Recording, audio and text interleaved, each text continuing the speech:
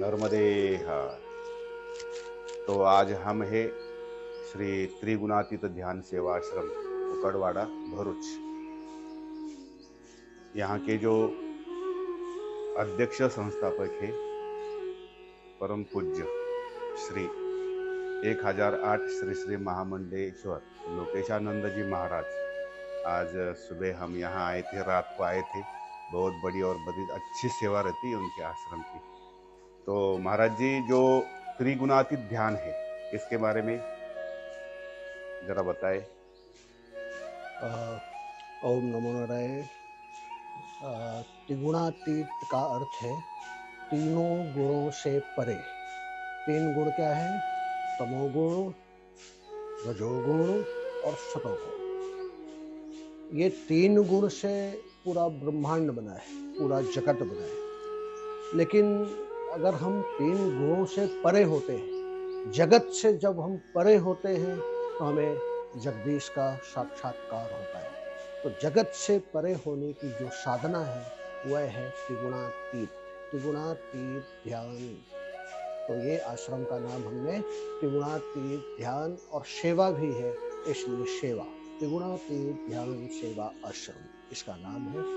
और ये त्रिगुणातीत जो शब्द है, भगवान श्री कृष्ण ने अर्जुन को कई बार गीता में कभी गुणातीत कहा, गुणातीत भी वही है, तीनों गुणों से परे। और कई बार त्रिगुणातीत भी कहा कि हे अर्जुन, तू त्रिगुणातीत हो जा, गुणातीत हो जा, मीन्स तीनों गुणों से परे हो जा। ये तीनों गुणों से ही पूरा संसार चलता है।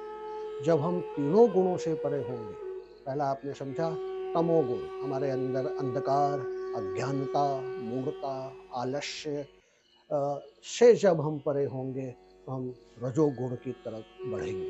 रजोगुण में प्रवृत्तियाँ, व्यस्तता, बहुत सारे प्रपंच, बहुत सारे कार्य, भागम भाग, ये सब से हम जब परे होंगे तो फिर हम सतोगुण में प्रवेश करेंगे। सतोगुण क्या है? प्रकाश, ज्ञान, सात्विकता, पूजा पाठ।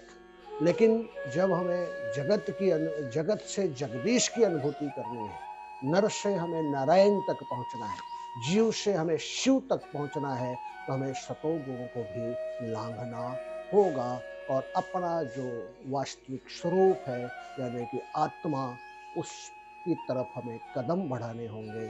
अपनी आत्मा का दर्शन करना होगा, अपने आत्मा में प्रवेश करनी होगी, आत्मा का साक्षात्कार करना होगा। महाराज जी, नर्मदा परिक्रमा और त्रिगुण इसका समन्वय हो सकता है?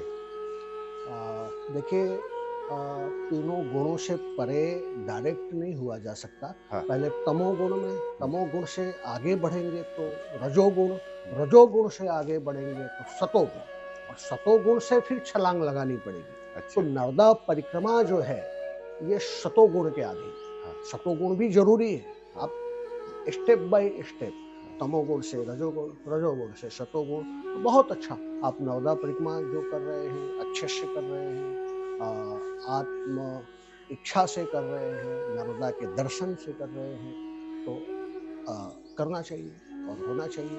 और नर्मदा जी की तो बहुत महिमा है। सतोगुण का तो है ही, लेकिन सतोगुण से छलांग भी लगा सकते हैं। नर्मदा किनारे बहुत सारे सिद्ध हैं जो अदृश्य हैं, जो दिखाई नहीं देते हैं। नर्मदा की महिमा अपरंपार है। मार्कंडे पुराण में लिखा है 74 करोड़ तीर्थ हैं नर्मदा किनारे। स्कंद पुराण में लिखा है 78 करोड़ तीर्थ हैं। शिव पुराण में लिखा है 62 करोड़ तीर्थ हैं। स्कंद पुराण में लिखा है 74 करोड़ तीर्थ हैं। मीन्स नर्मदा किनारे तो एक एक कदम में तीर्थ है।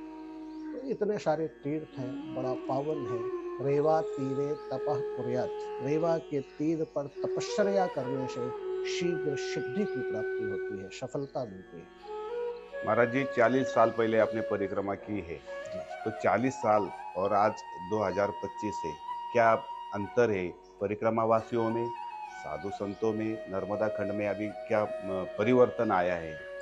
देखो, जगत का नियम है परिवर्तन, हमेशा परिवर्तन होता ही है। तो नर्मदा परिक्रमा में भी परिवर्तन आया है।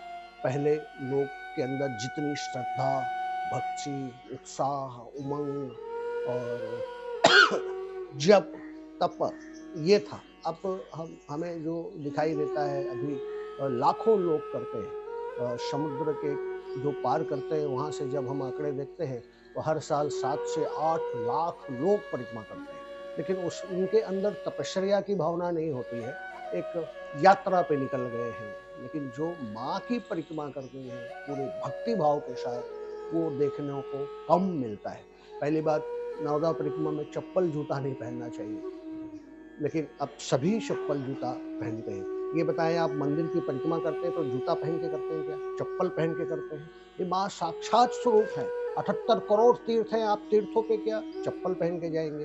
लेकिन ठीक है, परिवर्तन हुआ है, लोगों की इतनी शक्तियां नहीं है, मनुष्य की शक्तियों का हाश हुआ है, उसके उत्साह और उमंग का हाश हुआ है। तो ठीक है, जितना करते हैं करना चाहिए, लेकिन नियम पे जाएंगे तो बहुत सारे नियम हैं। और क्या मार्गदर्शन करेंगे परिक्रमावासियों को जो नए आ रहे हैं? परिक्रमावासियों को जो है पूरी श्रद्धा भक्ति के साथ करें। और देखो, शास्त्रों में लिखा है और हमारे गुरुदेवों ने भी बताया है कि हम कोई भी अनुष्ठान करते हैं तो जब सेवा लेते हैं तो हमारे हाँ, जो ये बहुत पुण्यात्मक अकाउंट है उसमें से लेस हो जाता है जो हमारी सेवा करेगा। अगर हमें किसी ने भोजन कराया है तो आइए समझ लीजिए, आप होटल में भोजन करते हैं तो 100 रुपये लेस होगा, देना पड़ेगा। लेकिन यहाँ भी समझिए, वो मांग नहीं रहा है, कोई आश्रम वाला नहीं ले रहा है, उसकी श्रद्धा और भक्ति है, लेकिन आपने उसकी सेवा स्वीकारी है। तो आपके जो पुण्य किया है, आपने नर्मदा परिक्रमा में 10 किलोमीटर चला, आपने पुण्य किया, आप भोजन लिए, चाय लिए, नाश्ता लिए, रुके, कोई भी स्थान पे आपने सेवा ली, भक्तों से सेवा ली, तो आपका पुण्यात्मक अकाउंट में से आपको बिगर बताए ऑनलाइन लेस हो जाएगा। तो ये जागरूकता हर परिक्रमावासी में होनी चाहिए कि हम कितनी तपस्या कर रहे हैं, कितनी भक्ति कर रहे हैं, ताकि हमारा घर जाए तो कुछ पुण्य बचा रहे। अगर लेस हो गया, हो सकता है बहुत सारे लोग ऐसे भी दिखाई देते हैं कि वो केवल पुण्य लेस करने के लिए आए। मेरी बातों को समझना है, पुण्य को हमें बचाना है। आप पुण्य इकट्ठा करने के लिए आए, लेस करने के लिए नहीं आए। तो आप जगह जगह सेवा करने के लिए लोग तत्पर है, नाश्ता करिए, चाय लीजिए, भोजन लीजिए और तमाम तरह की सेवाएं। आपको कितना लेना है, बहुत आवश्यक है तो लेना है, थोड़ा लेना है। परिक्रमा का नियम भी है एक समय भोजन करना। क्यों कहा गया पहले? इसलिए कि एक समय का आप पुण्य बचाए। आप 2 समय खाएंगे, 3 समय खाएंगे और भजन नहीं करेंगे, जाप नहीं करेंगे, किसी स्थान में जाके सेवा नहीं करेंगे, सेवा लेंगे, तो आपका पुण्य लेस होगा। आपको बताए बगैर आप देंगे नहीं, आश्रम वाला लेगा भी नहीं, लेकिन ऑनलाइन अकाउंट है, परमात्मा का अकाउंट है, ऑनलाइन लेस हो जाएगा पुण्य। तो अपने पुण्य को बैलेंस करें परिक्रमा में। नर्मदे हर। नर्मदे तो ये जो है परम पूज्य श्री श्री 1008 स्वामी लोकेशानंद महाराज जी महामंडलेश्वर है। देखो, हमने इनकी चर्चा इनसे की है पहले, ये तो ना कर रहे थे, लेकिन क्यों कि परिक्रमावासी को मार्गदर्शन बहुत जरूरी है। इसकी वजह से हमने उनके मुंह से 2 शब्द जो आपके कान में जाए और परिक्रमा सबकी मंगलमय हो, सब यहाँ से पुण्य प्राप्त करके जाए, इसलिए हमने उनसे बोल दिया कि महाराज जी 2 शब्द बता दे। नर्मदे हर। ओम नमो नारायण।